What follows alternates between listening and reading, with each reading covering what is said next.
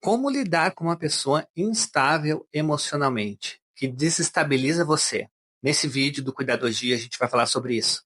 Fica comigo que você vai saber, tintim por tintim, como lidar com esse tipo de pessoa. Meu nome é Erickson Rosa, eu sou psicólogo e eu tenho especialização em transtornos de personalidade e em neurociência e ciência do comportamento.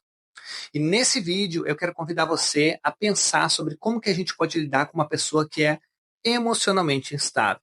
Se você não conhece ainda o Cuidadogia é um projeto focado em libertar, em capacitar pessoas para libertar elas de relacionamentos abusivos, através de técnicas da psicologia. Cuidadogia vem de cuidado com psicologia. Então já aproveita, segue o canal, se inscreve e dá uma curtida nesse vídeo para impulsionar esse material a chegar em mais pessoas que precisam também conhecer esse tipo de conteúdo. E se você quiser saber mais também sobre o projeto, nós temos o canal no Instagram, que é @cuidadogia, e você pode seguir por lá também, porque muitas vezes o YouTube não entrega aqui. A gente está começando com esse canal novo, ele é um canal novo, que tem poucos seguidores ainda, mas espero que ele vai crescer exponencialmente. Então esse canal no YouTube ele está começando, mas lá no Instagram você vai conseguir encontrar mais conteúdos diversos e mais conteúdos para que você consiga entender mais o que é narcisismo, o que são relacionamentos abusivos e ficar por dentro de quais essas técnicas da psicologia que você pode desenvolver para se capacitar, se proteger e blindar o seu emocional para conseguir sair ou para dar limites. Então, sem mais delongas, vamos para o nosso conteúdo. Quando a gente está falando sobre relacionamentos abusivos, uma das coisas que a gente tem que entender é que existem alguns tipos de violências que são chamadas de violências silenciosas. Elas são chamadas violências silenciosas porque essas violências elas afetam primeiramente o teu psicológico. Ou seja, você não vai notar que essa violência ela vai ter uma intensidade tão grande. Elas são violências que têm baixa intensidade, mas uma certa continuidade na relação. E essa continuidade vai afetando o teu psicológico, te gerando uma ansiedade, te gerando uma depressão. Especificamente, a violência que a gente vai tratar hoje é a instabilidade emocional. Mas a instabilidade emocional não gerada por traumas que a pessoa tem e que dispara gatilhos nela. Não, na verdade, uma estabilidade emocional utilizada de uma maneira para desestabilizar outra pessoa, para te desestabilizar. E como que funciona essa instabilidade emocional? Funciona através de um ciclo que a gente vai chamar de ciclo da violência. Esse ciclo da violência começa sempre com a relação estando tudo bem, tudo ok, não está acontecendo nada. Porém, em um determinado momento vai haver uma fase de tensão, onde você vai perceber que o outro pode chegar a explodir, ou simplesmente ele vai explodir do nada, vai chegar direto na fase da explosão, onde a pessoa, né, o abusador, vai tratar a situação de uma maneira desproporcional emocionalmente. Ela vai explodir, ela pode bater nas coisas, te ofender, né, falar ofensas e coisas agressivas para você, ter um comportamento onde ele se altera, onde ele fica muito irritado, muito explosivo, e logo depois disso pode acontecer duas coisas. Ou a pessoa esquece como se nada tivesse acontecido e volta à relação, chamando você de amor e tudo mais, compensando você, ou ela vai te dar um tratamento de silêncio e depois voltar para essa compensação. Isso cria dentro da nossa mente uma ideia que, ué, o que o outro quer afinal de mim? Será que ele quer essa relação ou ele não quer? Cria então um gap na relação, onde você não entende por que a pessoa agiu dessa maneira desproporcional, sendo tão violento, depois age todo amoroso. E aí começa um ciclo onde essa amorosidade, depois de um tratamento de silêncio ou não, retoma com onde está tudo bem. E aí você começa a criar o que a gente chama de comportamento evitativo. E o comportamento evitativo é o pisar em ovos, a sensação de estar pisando em ovos.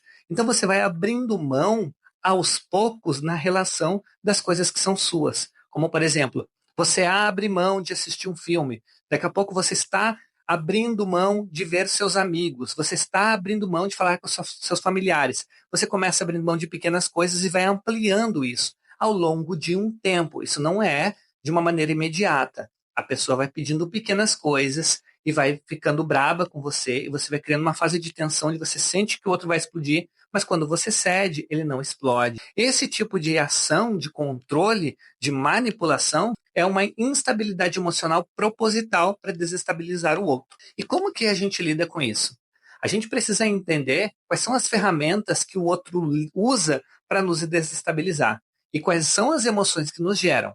Por exemplo, se o sujeito usa uma chantagem emocional, se finge frágil e faz um grande drama e tudo é muito dramático, a gente entende que a reação que ele quer, a emoção que ele quer causar em sua vítima é a de culpa. Se eu uso a ideia de ameaças e xingamentos e bater, né, na mesa e ser uma pessoa expansiva, agressiva, a ideia que eu quero causar no outro é medo. Então, qual é a violência, o tipo de violência? Por exemplo, essa estabilidade vem por qual emoção? A pessoa está bem e de repente estabiliza e chora, faz uma chantagem, ou faz um drama, ou te ameaça, querendo te gerar culpa, medo ou vergonha. Qual é a emoção que você sente dentro dessa relação? A partir do momento que você identifica qual é a emoção que você está sentindo e qual é o comportamento abusivo do outro, te dá a ideia de resposta.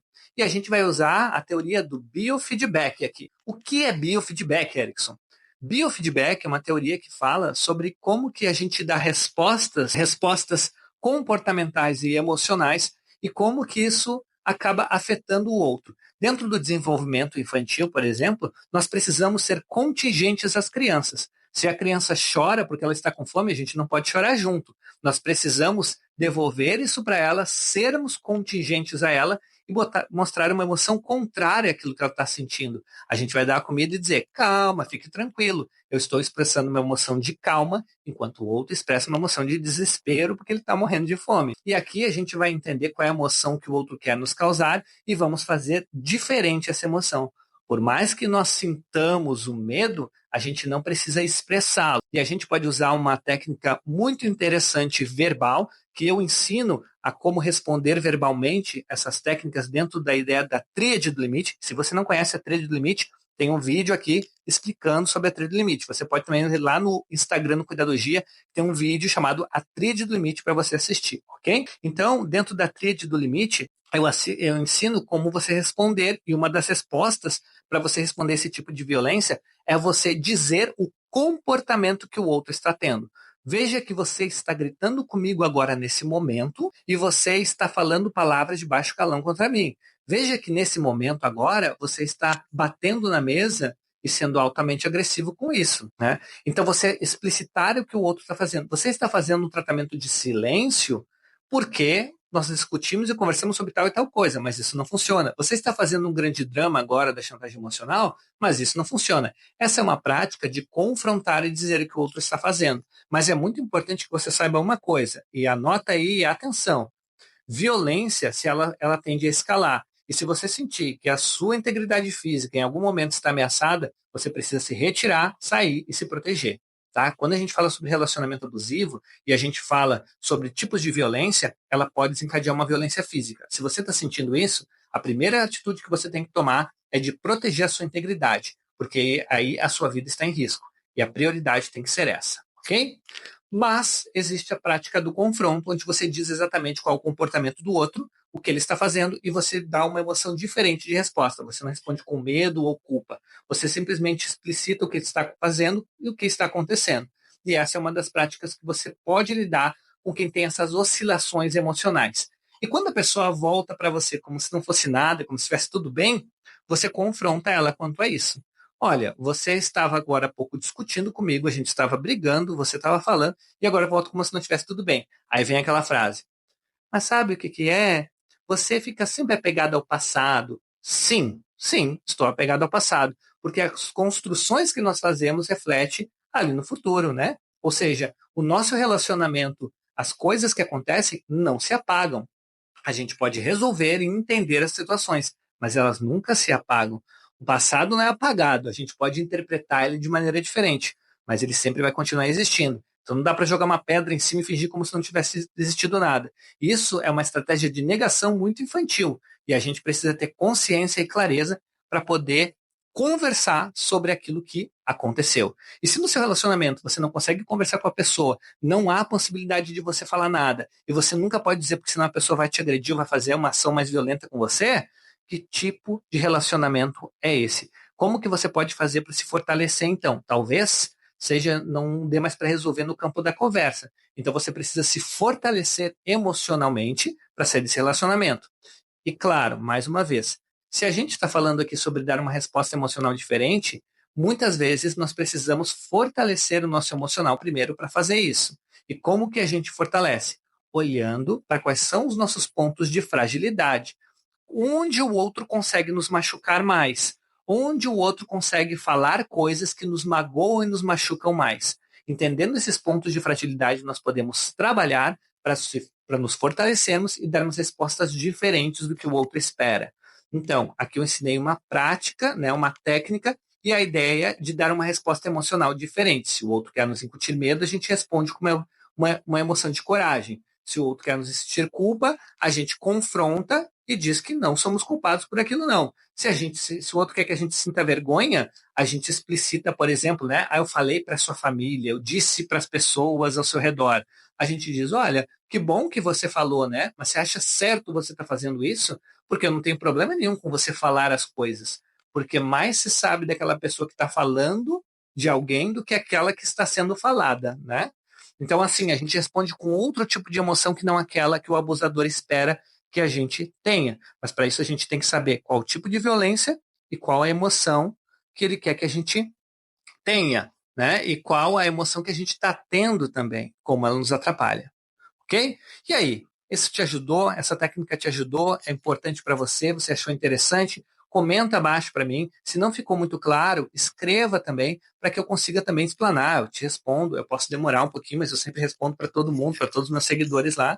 E você pode ir lá no Instagram e ver mais vídeos onde eu explicito mais ainda sobre isso, ok? E se você quiser saber mais sobre o projeto e quiser também agendar um horário para saber como que funciona a Tríade do Limite, como funciona uma terapia também comigo, se eu tiver ainda horários, você pode me chamar em inbox lá no Instagram. Você pode também entrar no grupo silenciado do WhatsApp e chamar eu pelo WhatsApp ali, a gente conversa, marcamos um primeiro horário de uma forma para que você possa experienciar como é uma terapia da Tríade do Limite. Ok? Então, se você gostou desse vídeo, deixe seu curtir, comenta abaixo, se inscreve no grupo silenciado aí do WhatsApp e também segue lá no Instagram. Nos vemos no próximo vídeo. Seguimos!